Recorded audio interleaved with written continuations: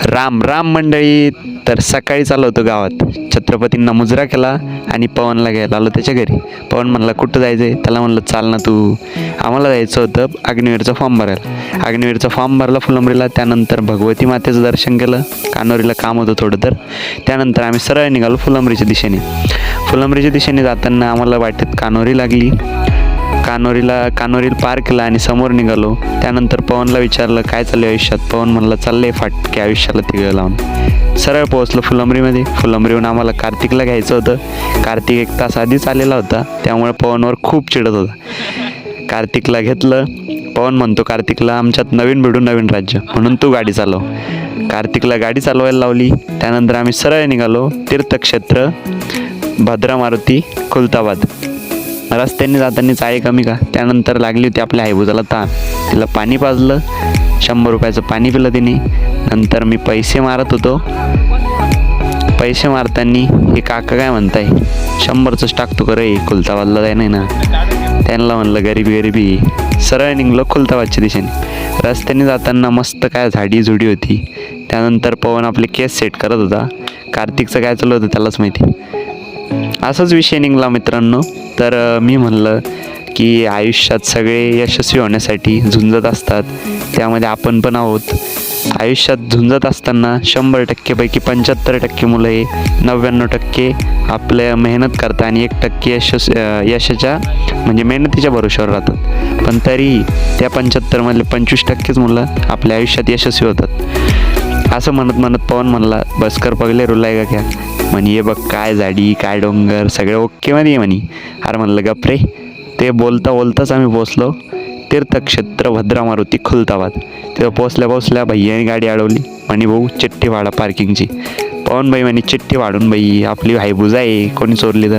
चिठ्ठी वाढली 10 रुपयाची आणि सरळ निघालो दर्शन करण्यासाठी. आज खूपच गर्दी होती मित्रांनो, तरी पण आमचा जाण्याचा निर्णय ठाम होता. सरळ निघालो आम्ही भद्रा मारुतीचं दर्शन करण्यासाठी.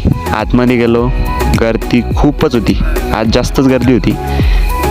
समोर गेलो, भाऊ तर माणसंही पाहत नव्हता, एकाला ठोकाला झाला होता. सरळ गेलो भाऊला म्हणलं बस आता का मध्ये घालतो. त्यानंतर एक छोटा मुलगा भेटला. पवन म्हणे आपण गंध लावून घेऊ, बिचाराचं पोटा पाण्याचा विषय. म्हणलं लगेच भाऊ. पवनने गंध लावला, कार्तिकने लावला. म्हणे तू कशाला राहतो. म्हणे तुला लावून घे. म्हणलं लगेच आपला गंध लावून घेतला.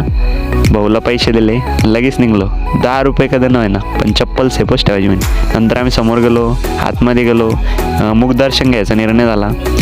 सर्वप्रथम आम्ही राम आणि सीतेचं दर्शन केलं. दर्शन झाल्याच ते म्हणे आता मध्ये येऊन घुसून दर्शन करायचं. तर जवळूनच दर्शन घेतलं भावांनो. बाजूनं जाऊनही दर्शन जवळूनच घेतलं. मुखदर्शनाचं कॅन्सल केलं आम्ही. बघा भाऊची हवा आहे कार्तिक भाऊची. नंतर शनिदेवांचं दर्शन केलं. शनिदेवाला म्हणलं आमच्या व्हिडिओला असंच प्रेम असू दे मित्रांचं मैत्रिणींचं म्हणजे बहिणींचं. त्यानंतर भाऊला डायरेक्ट फोटोग्राफरच बनवलं. नंतर यांना काही घेणं नव्हतं, पण उगाच त्या काकूला चिडवत होते.